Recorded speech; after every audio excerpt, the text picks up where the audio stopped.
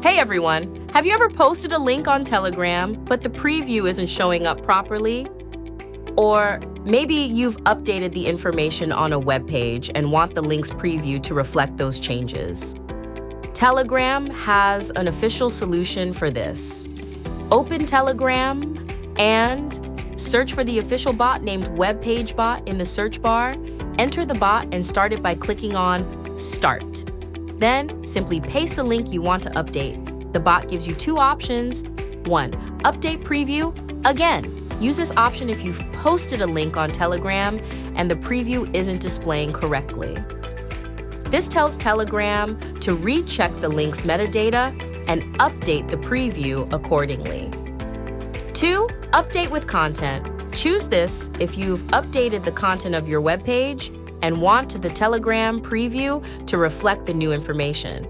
This will refresh the preview based on the latest data from your web page.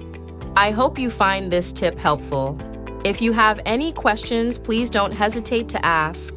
And if you like this video, don't forget to show your support with a thumbs up.